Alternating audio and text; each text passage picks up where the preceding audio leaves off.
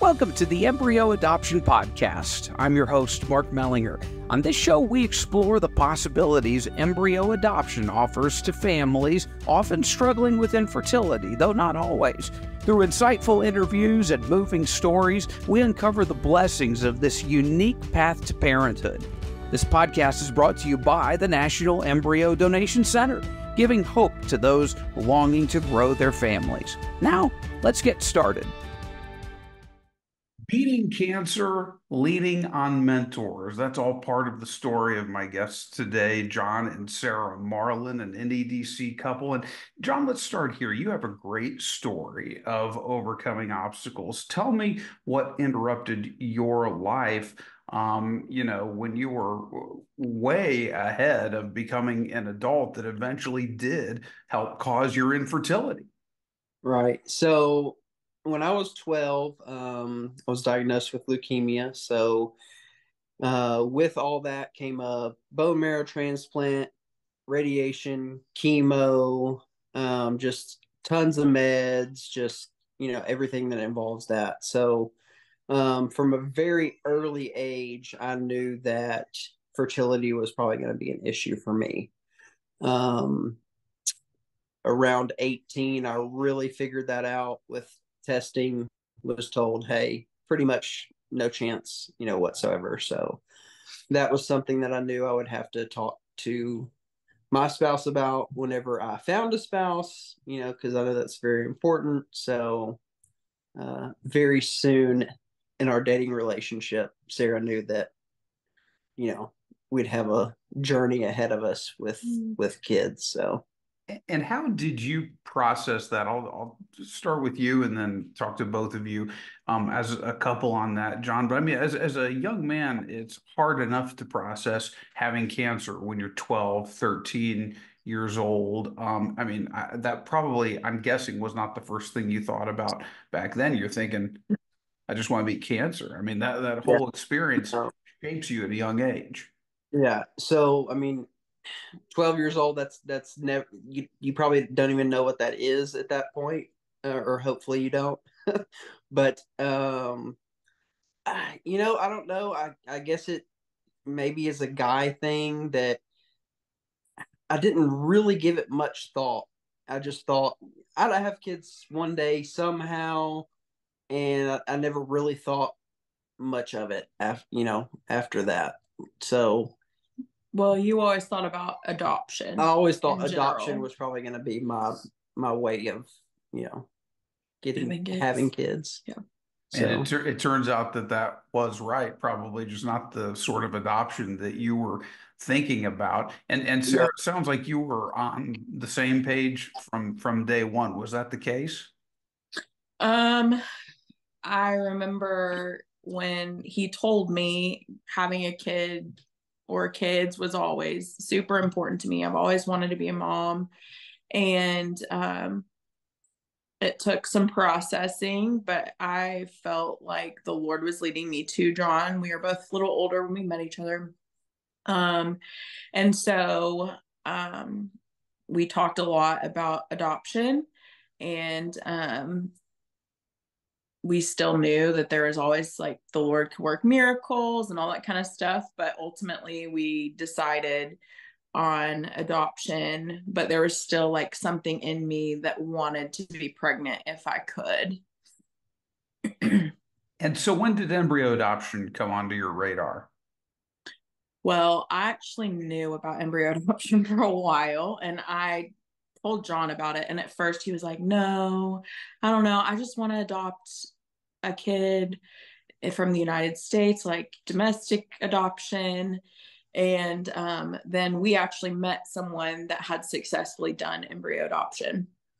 And I guess that was 2022 on the 4th of July.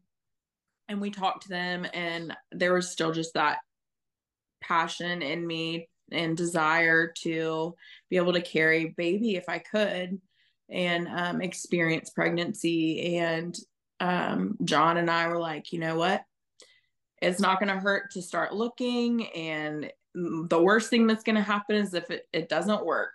And so we took a turn and paused on domestic adoption, and then started looking into embryo adoption. And this was another NEDC couple that you spoke with, right? She had looked at the NEDC. We knew another couple that did embryo adoption through the NEDC though. So actually then when we were looking at different places, we started talking to different people that had done it, and we met actually quite a few people that did. It was actually really weird because it almost was like, this is crazy how many people that we're starting to meet that have done this. And I think that's kind of where I was like, okay, well, maybe this is, maybe I need to change my thinking a little bit on it from, traditional adoption. So why were you so set on traditional adoption? Do you know? I guess that it was just in my mind of how I probably would have had kids. Yeah.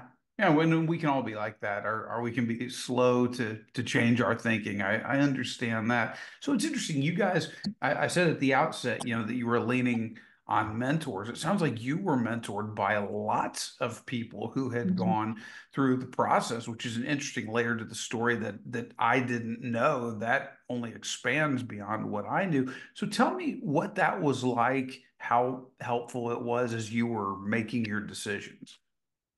Yeah, so pretty quickly we kind of shifted, and we were like, okay, we want to do embryo adoption. So then we started looking at different places that did it.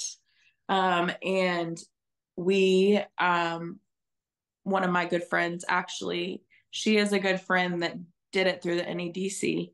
And we got connected, and it was extremely helpful to be able to talk to her. I think it's a journey in general, and then talking to someone who's also been through the infertility journey and has had a successful outcome too. And so that was so encouraging to just be able to have her. She was like, you can text me anytime. And it was just super encouraging because it's a lonely process. A lonely journey, just because it's hard and not a lot of people know that journey, especially when it comes to people don't understand it either. And I guess I could be in that category too before I knew.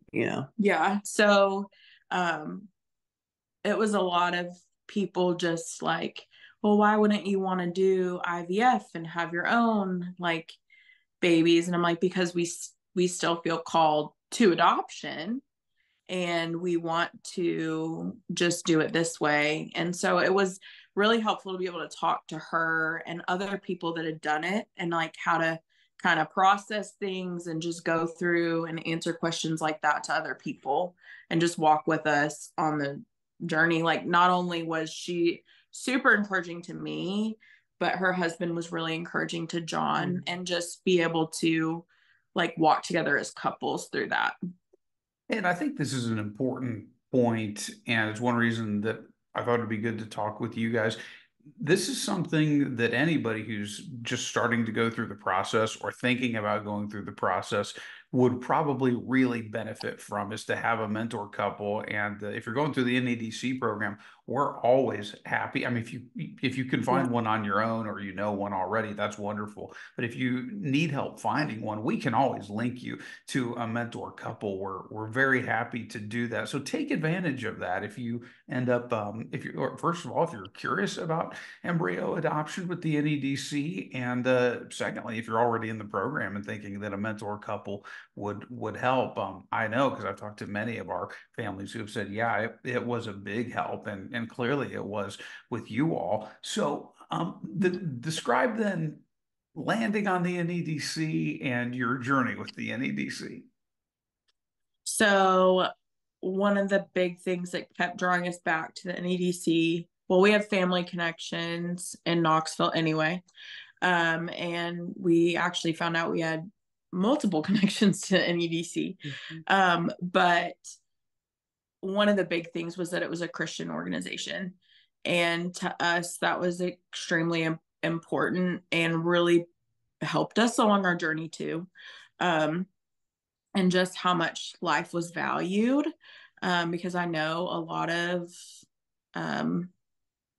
places, like, it's fertility. And so embryos are not always seen as like life. And so it was really important to us that everyone got a chance. Mm-hmm. And so that was a big selling point of the NEDC to us. But I remember when we first went for our first appointment, like my mom was like, so how'd you feel? And we were like, we're sold, like, we're ready, like, we're gonna start. She's like, you have no hesitations? I was like, nope, none. Ready. We just felt such a complete sense of peace and just like our journey, because I mean the first transfer didn't take right, and so that was really hard. But like the nurses reached out to us and Dr. Gordon reached out, and I think just any fertility clinic that wouldn't be the case. And so it feels more like a family than just like absolutely a clinic, I would say. And that was one of the biggest things that we loved about the NEDC. And I think that's one thing that does make us different, is that we see these embryos. There's been a lot of talk about this in the wake of the Alabama Supreme Court decision. Mm-hmm. We see these embryos as God's tiniest image bearers. We see them as human lives. And hopefully the reason that you get that feel from us is because that's how we see everybody. That's why we're in this. It's not certainly not to make money. We could do other things that would make a lot more money.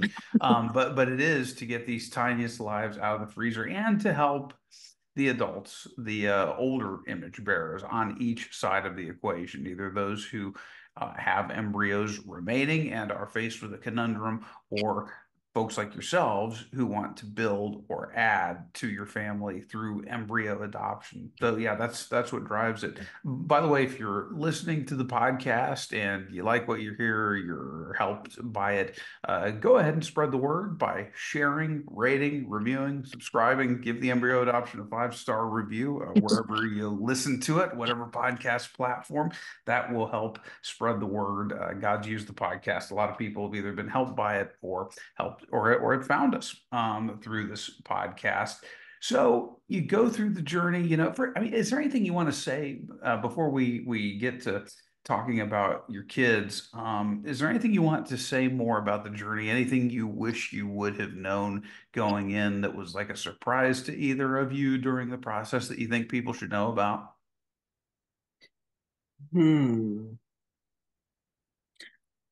I mean, I don't know if it's different from your standpoint, but I really feel like, just how attentive the nurses were. And like, I was able to email back and forth. If I had any questions, I was able to reach out. And it's a long process with shots and all that kind of stuff. So I did have a lot of questions, but that's also where having a mentor couple came in handy, because I was also able to reach out to her and be like, okay, how did you process this and deal with this? And I think I don't know if anything along our journey, I think it's just it's hard when it didn't work, but there's no way someone can prepare you for that. That's just part of the journey,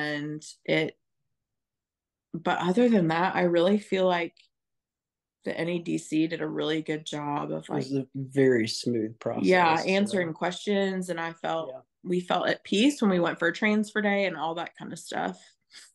I was just along for the ride most of the time. Yeah. Well, you might not be giving yourself enough credit, but to some degree, I guess that's true, John. There's more moral support. Yeah. Don't discount that, but it is true. That's definitely the case in this journey. So let's fast forward then to after your next transfer. What was going through your minds in those moments? When your son Rowan and daughter Rayleigh were born, and it was just last summer. This was sort of thing that when you were dating, you weren't sure a moment like this would ever happen. What was it like? John, I think we'll it was start with honestly. Me? Oh you. God. We don't have to. Yeah, give me a minute. Okay, Sarah, we'll go with you first. Okay. I think it was honestly just kind of surreal. I mean, I'd always wanted to be a mom, and truly, it came down to I don't even care how I become a mom. I just want to be one. And so, I mean, twin pregnancies are, I mean, it's no joke. It was rough. But I mean, felt so blessed, and just to um have two healthy babies, and we were so thankful. And I just think like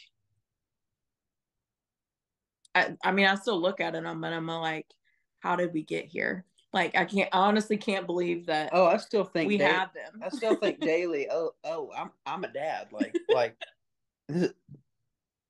yeah, I mean, as much as I was in the process, and you're getting to know daily things.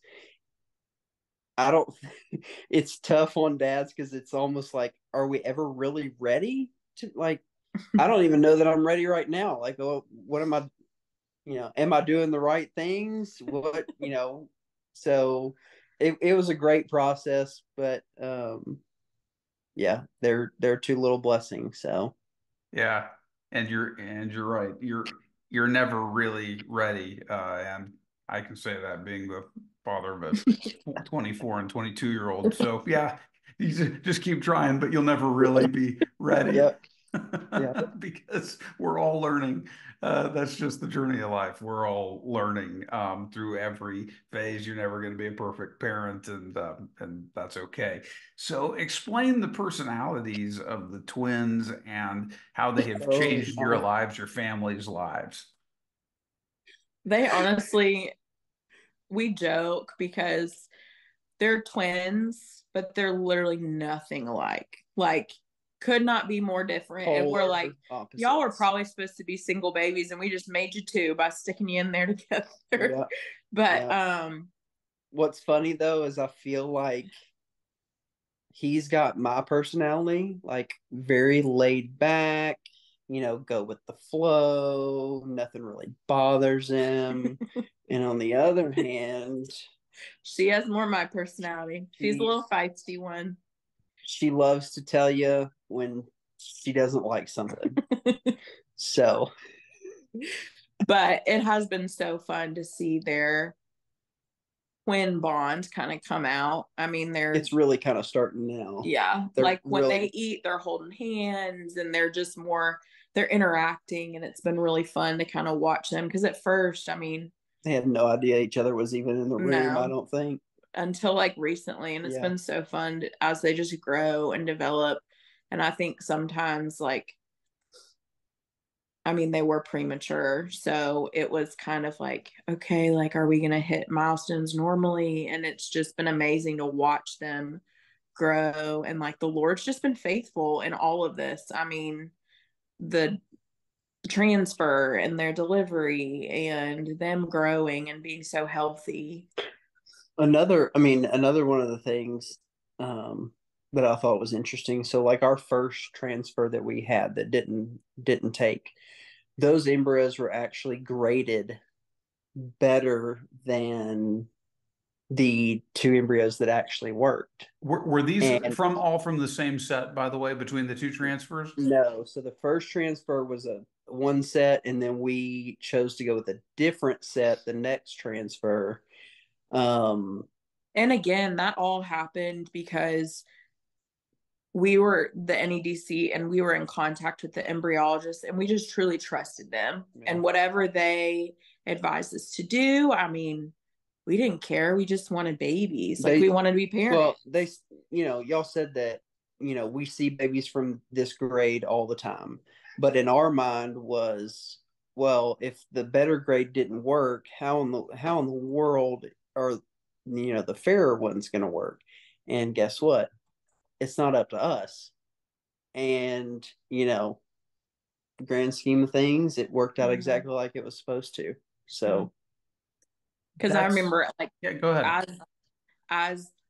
I'd just gone through one failed transfer. And then, just a couple months before, we didn't wait long. We jumped back in. And one cycle. Yeah.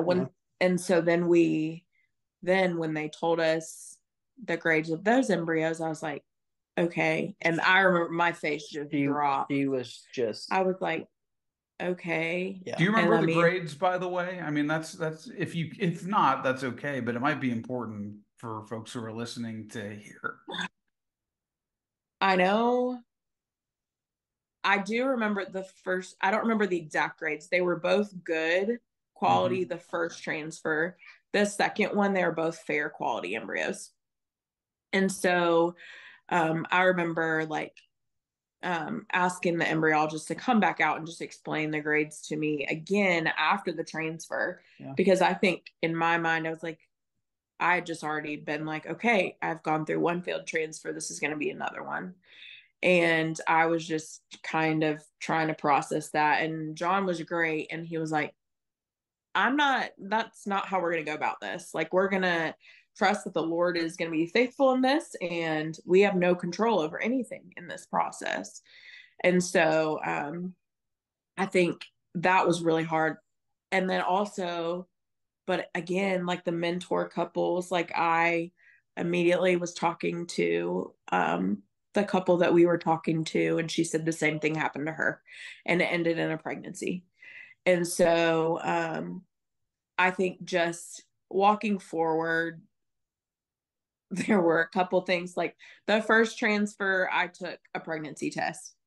I don't advise doing it. I will not do it. I did not do it the second time. Don't do it. Because immediately my brain was like, okay, I'm not pregnant. And that's just how that went. The second time I did not, until I had blood work done and they told me I was pregnant.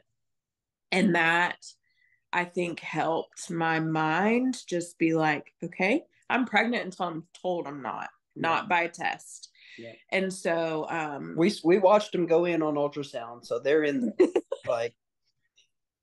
So I think just, yeah, to like anyone listening, I mean, that was the biggest thing for me. I was like, okay, we're going to have to do another transfer because this one's not going to take either.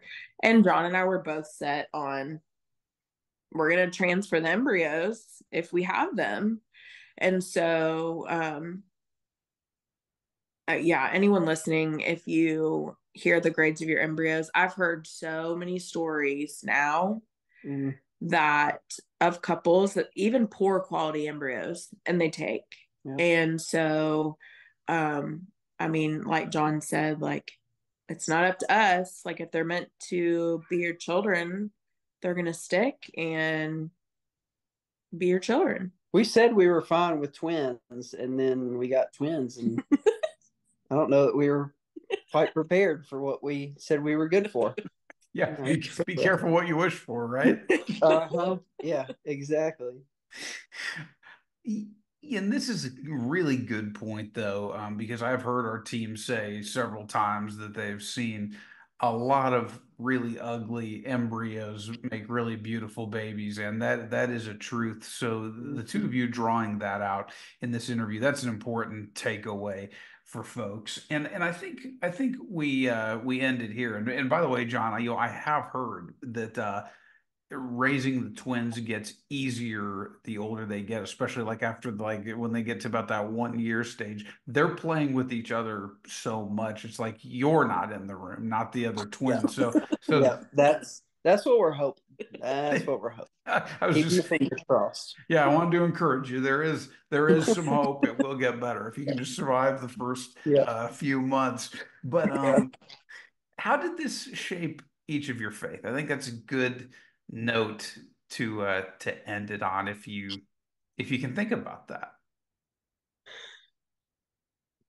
I mean, I think it goes back to, we have no control and we just have to trust. And I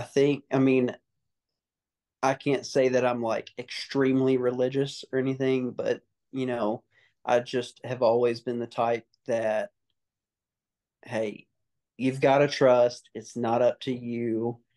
and God knows what's best for us. I mean, he does, and he knew that we were meant to be together. He knew that we were meant to do this process, and he knew that we were meant to have those 2 little babies that are screaming upstairs right now.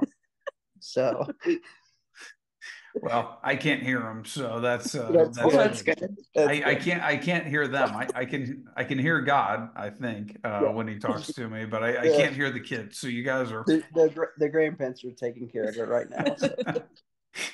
Sarah, anything you'd add to that? I think it just every step of the way. I mean, like I said earlier, it's just helped me continue to see how faithful the Lord is. And just even when just every step of the way, like with us coming to the NEDC and how we got there, and it's just showed me that he's working in the background, even when we are trying to control so many things. I'm a big control person, and I'm very type A, and I want things to get done this way. Not me. And so just having, I think I'm doing all this stuff, and it showed with the first transfer. I did everything right, and the Lord had a different plan. And so he's working in the background, and then we ended up with the biggest blessings that we could ever have imagined. And so I think it's just helped me really lean on him more and trust that he is going to be faithful, even if sometimes that doesn't mean in the way that we thought he was going to be faithful. But he ultimately knows what's best, and he'll take care of you if you trust him. Been evident. Yeah. Yeah. And you'd understand why he does what he does, allows what he does, if you knew what he knows. And I think that's really, really comforting stuff. Well, yeah. John and Sarah, we're so happy for you. Congratulations again on the twins. We're glad you're part of the NEDC family, and thanks for just taking a little time out of your, I know it's an extremely busy life right now to do this interview. This is a break right now. We love it. Now I'll give you the blessing of going back to your twins. Right. Yeah. Nah, thanks so much. Absolutely. Thank you. Thank you so much for listening to the Embryo Adoption Podcast. I hope you enjoyed learning more about this life-changing option for building a family. Hey, if you or someone you know could benefit from embryo adoption or donation, visit embryodonation.org to get started or just to find out more. Again, that's embryodonation.org. And don't forget to spread the word, rate, and review us on your favorite podcast app. Join me next time as we continue sharing inspirational stories of the embryo adoption journey. And until then, take care.